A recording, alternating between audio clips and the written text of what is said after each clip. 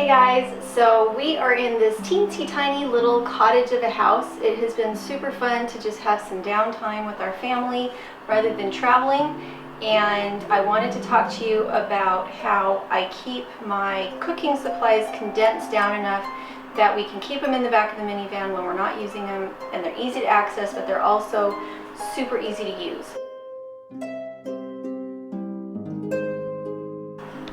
So I sent most of my pots and pans home, the ones that were sentimental value, like my cast iron. The two pans that I did keep is a flat iron type skillet, and then my pressure cooker. And the way that this has been a lifesaver is that sometimes you really don't know what you're coming into in an Airbnb or a rental that's furnished, or even in a hotel. And with the pressure cooker, you can cook things as if they were in an oven rather than just what would be stovetop cooking, because they pressurize. And you can put them at a really low heat and cook just about anything without it burning, and it's very fast. The other wonderful thing about a pressure cooker is that it doesn't heat up your space. It cooks so fast, and because when it's under pressurized mode, it holds most of the steam in, you're not heating up your kitchen. If you're going to do something that's really starchy that doesn't have a water base in it, you can use a steamer basket to keep it from getting saturated with water, and it also makes the time faster because you can add less water. It pressurizes nicely. The trick with pressure canning and pressure cooking is that you want to use as little water as possible. You don't want to fill the whole thing with water, because what's actually cooking is the pressurized heat, not the actual water. And only two, and that's because it's nice to have a liquids and a dry goods when you're baking. And when I am done baking, I use these as my wash and rinse bowls. I think one of the nicest things about being in a tiny space is that you can turn anything into decoration. And if you shop at thrift stores, it doesn't cost very much. This bowl, I think it was more than I would usually spend in a thrift store, but I thought we needed something decorative. And it can also be used as a serving bowl. I think this was $5, if I remember correctly. A pretty bottle that kind of matches the green. The bathroom is in green, and so that's why the dishes are in green.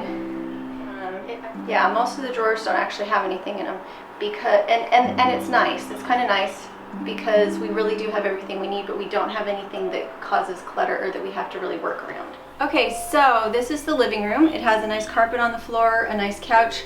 The house was partially furnished. It is a really cute old house in the line of what houses used to be. If you had a starter house or something, you would be at about 500 square feet. I think this is actually less than 500 square feet. What did we figure it was? 380. 380 square feet, so just underneath the tiny house qualification, I guess. What we would like to do is put a dining table here and a big hutch here.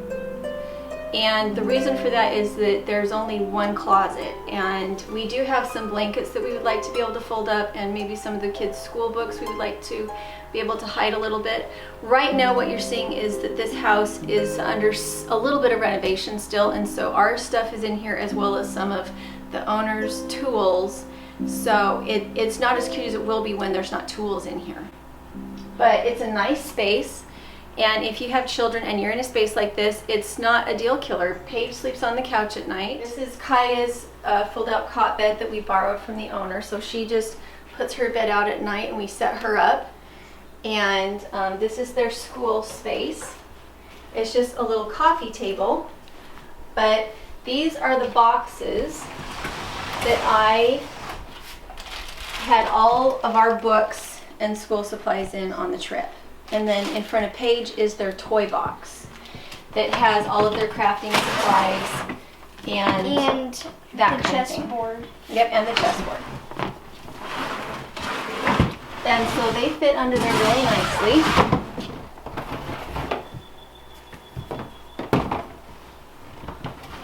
Okay, here is something that I'm really glad that I brought. It came in really handy. This is a little stationery set that had a handle, and I had it for forever. But you do still need some kind of stationery supplies. We needed stamps, we needed postcards to send back to family, glue sticks that the lid got left off. And so this has been really nice. It's really nice and compact and works great even though it isn't perfect. We call it the pink box. It is the pink box. So we have this little coffee table that we use for school, and they sit on cushions in front of it. It does work best to separate them during school. It just makes things go better. A lot of times John will be in here with one of them and I'll be in the bedroom working. Now the bedroom is a work in progress because we are using our Rubbermaids as furniture. The owner wants a particular look to the furniture and we haven't been able to find it yet. So we are just kind of, it hasn't been miserable though. I forgot to show I guess I could show the picture. We don't have a kitchen table, so we use buckets for the girls to eat around. So John and I eat on stools around the washer and dryer. It hasn't been a big deal. We could go get a card table, but to all intents and purposes, we eat just fine. And it's actually what we did in our house before we left, because we sold our kitchen table before we were finished, before we moved. So the girls ate around buckets, which meant that they could be close to their food and it wasn't so messy. So they have this little propane, it's propane, right? Natural gas. Natural gas heater, and they just have these little cutouts with tiles on the floor so it doesn't overheat, which I think is cute. We haven't used it yet. Being in Oklahoma, it's a little bit warm for that. The reason why I made faces because that was the way that I could see all. Okay, so here is the place where we have kind of jerry-rigged furniture. This is my desk. It is one of the Rubbermaids we used to put things in while we were traveling. This is John's desk. Here's our camera equipment space.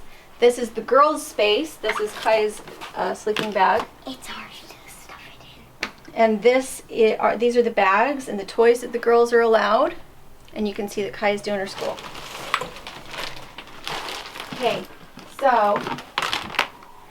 Okay, so this bed is a loaner. We obviously didn't bring this bed. We have found the sirens.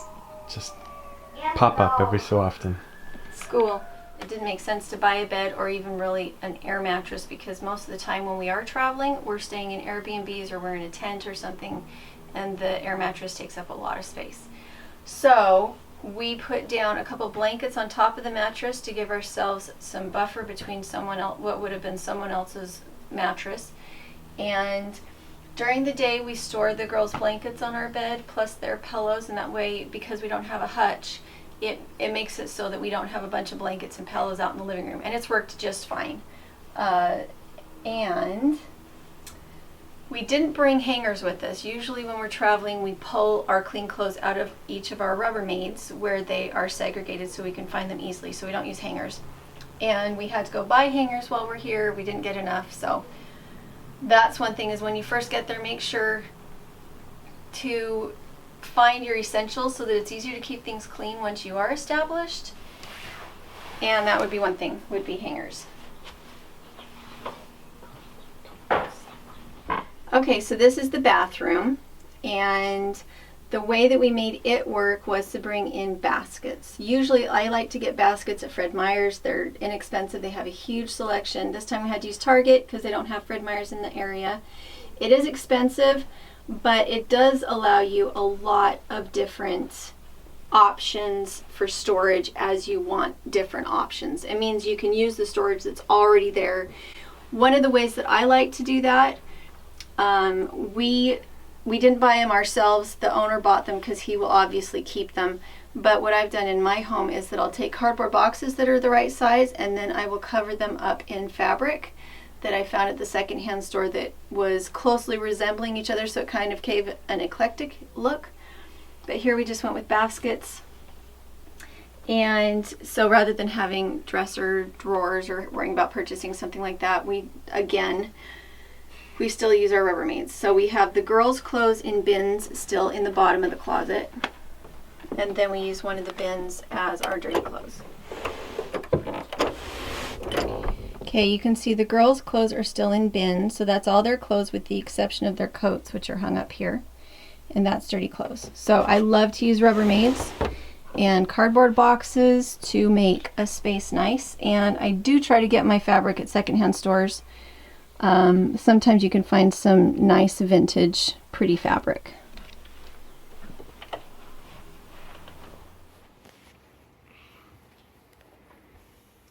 Who's concentrating harder?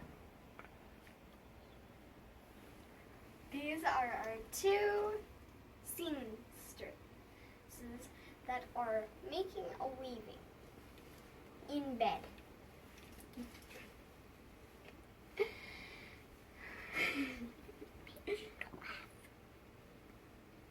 Concentration Exactly, right? refutes laughter and corny Chinese fortune cookie endings.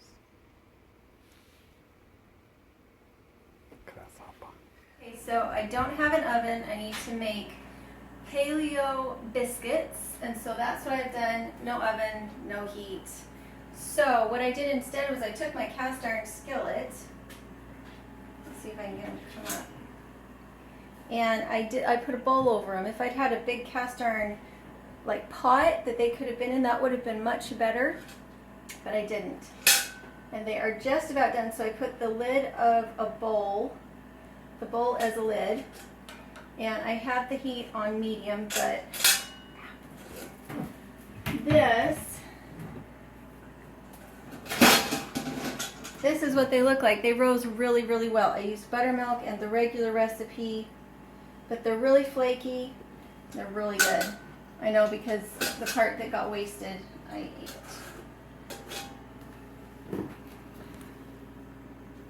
So there we go. We will try our paleo biscuits. We've got soup and cranberry juice, and hopefully it's super tasty. I'm really happy with how those rose. This is the recipe, except it was written down incorrectly, and it's 1/4 cup of butter, and you fork the butter in when it's cold. It has to be cold. And then you add the buttermilk a bit at a time until you have a good dough. So am I cutting?